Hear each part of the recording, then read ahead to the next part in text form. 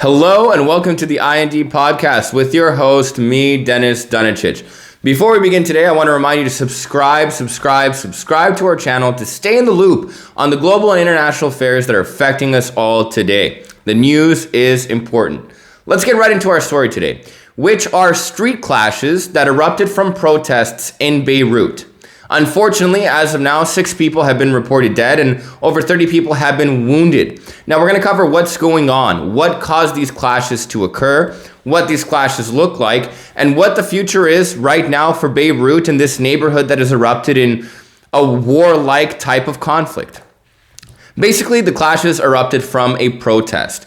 And what's really unfortunate is during this clash, not only were basic pistols used, but pistols, automatic firearms, rocket-propelled grenades. It quite literally looked like a war zone. And for those of you who are aware of Lebanon's history, it fought an unfortunate civil war between 1975 to 1990. And the scenes that occurred last night and today were heavily reminiscent of that war.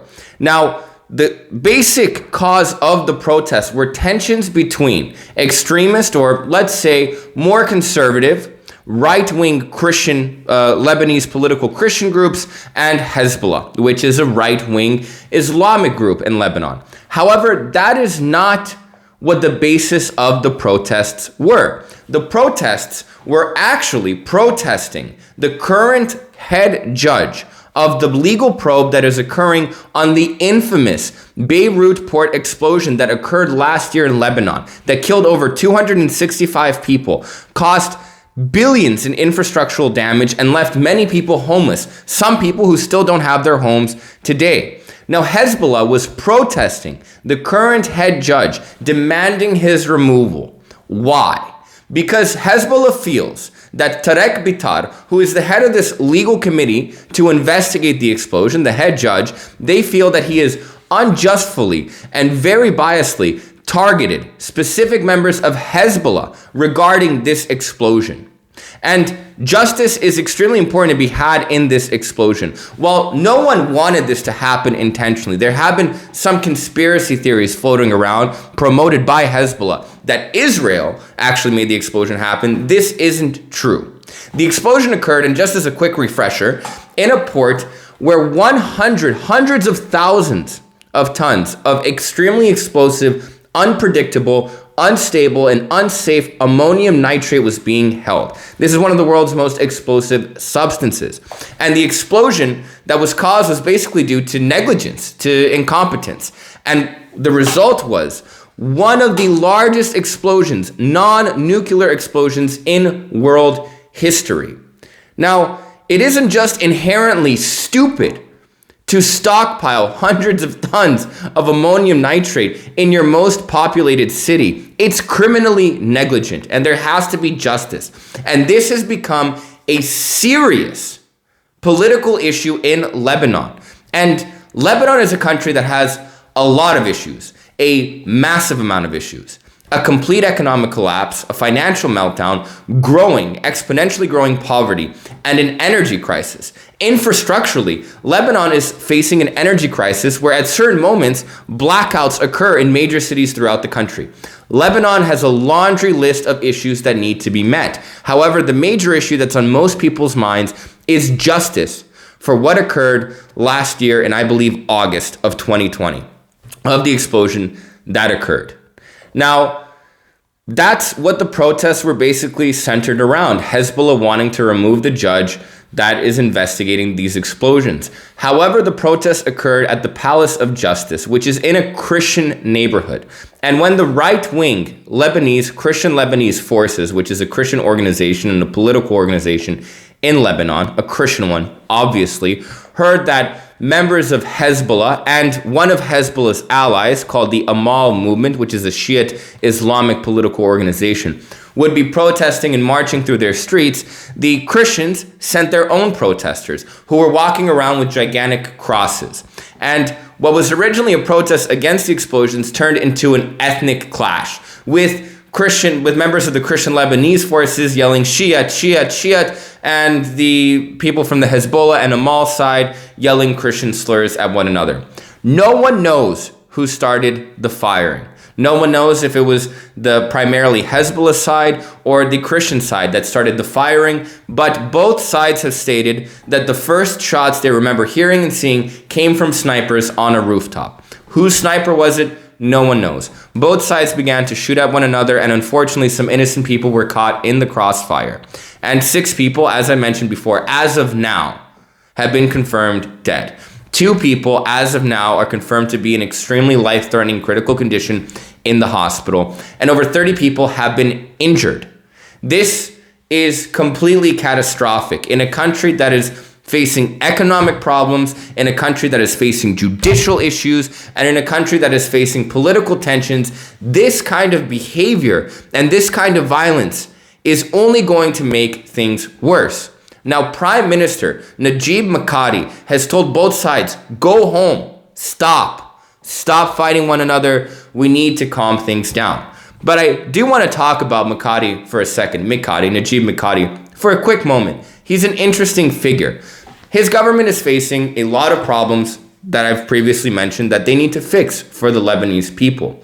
Now, that being said, Mikati's government has only existed for 1 month. He's only been in power as prime minister for 1 month, and he's already, besides these clashes, had other issues come up, specifically a financial scandal of, you guessed it, corruption, which is extremely common in Lebanon. Lebanon is one of the world's most corrupt countries. Politicians in Lebanon, and this is true for politicians all over the world, but in Lebanon it's much worse, do not enter politics or do not enter a public servant role in the hopes of making Lebanon a better country. They enter it because it's a viable and lucrative career option to take a shit ton of money and become personally wealthy. Now, Mikati has not been completely innocent of this either. He was recently mentioned and published in the recent Pandora paper, showing that he has been hiding his own financial assets overseas from the Lebanese people, while his people have been suffering economically and financially. So he already has this scandal on his hands to deal with. In addition to this, now violence has erupted in his streets, which is one of the most violent clashes in years to occur in Lebanon.